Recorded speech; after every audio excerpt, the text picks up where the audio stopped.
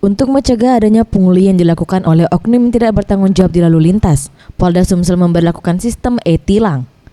Menurut Kombes Pol R. Slamet Santoso, Dirlantas Polda Sumsel mengatakan, untuk masyarakat yang terkena tilang oleh petugas karena tidak lengkapnya surat berkendaraan dan melanggar lalu lintas, saat ini diberlakukan sistem e-tilang yang mengharuskan masyarakat membayar denda tilang dengan mentransfer biaya tersebut ke bank yang bekerja sama dengan pihak kepolisian. Untuk besaran denda sendiri tertera dan tercantum di surat tilang yang diberikan petugas.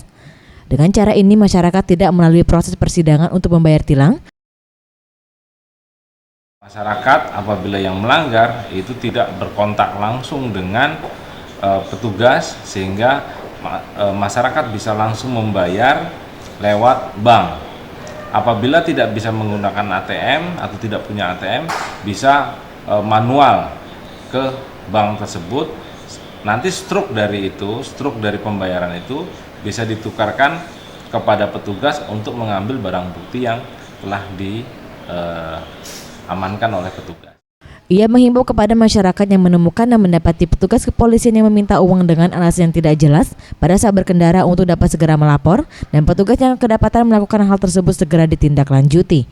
Faradu Satria, Sriwijaya TV.